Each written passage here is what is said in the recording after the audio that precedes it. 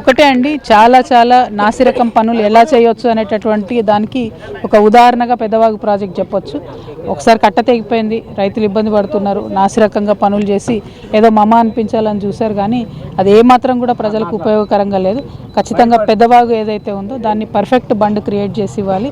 మంచిగా గేట్లు కానీ ఇంజనీర్స్ కానీ మెయింటెనెన్స్ కానీ ముందెలా ఉండిందో అలా పెట్టే విధంగా చూడాలి తప్పితే వదిలేయకూడదు. ఇది ఉమ్మడి రాష్ట్రాల ప్రాజెక్ట్ అని చెప్పి చాలా నిర్లక్ష్యం చేస్తూ ఉన్నారు. మన వైపు కేవలం 3000 ఎకరాలే సాగవుతుంది కాబట్టి నిర్లక్ష్యం చేస్తున్నారు, కానీ అది కరెక్ట్ కాదు. ఒకవేళ పక్క రాష్ట్రం మనకు సహకరించకపోతే మన రాష్ట్ర రైతుల కోసం మనం ఏం చేస్తున్నామని ఇక్కడ మంత్రులు, ఇక్కడ ముఖ్యమంత్రి గారు వీళ్ళు ఆలోచించుకోవాలని చెప్పి నేను డిమాండ్ చేస్తూ ఉన్నాను. ఖమ్మం జిల్లాలో ఇదివరకు పర్యటించామండి. కొత్తగూడెం భద్రాద్రి జిల్లాలో ఈరోజు పర్యటించాము. అనేక సమస్యలు ఉన్నాయి. ప్రధానంగా రైతుల జిల్లా, గిరిజనుల జిల్లా, గిరిజనులకు ఆదివాసీలకు కూడా చాలా సమస్యలు ఉన్నాయి.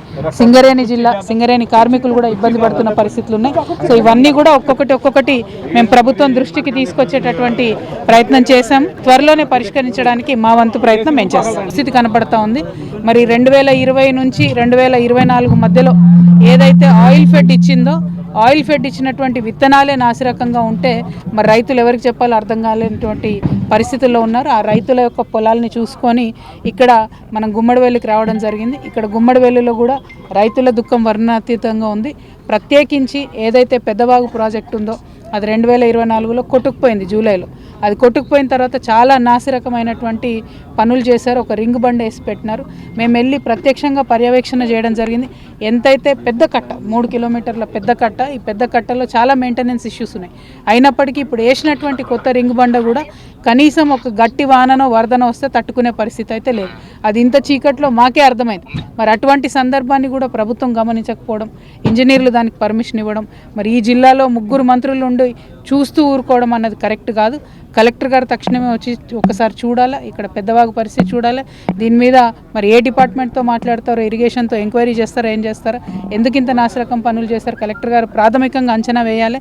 మంత్రివర్యులు కూడా పట్టించుకొని మంచి స్ట్రాంగ్గా బండ్ కట్టించాలి.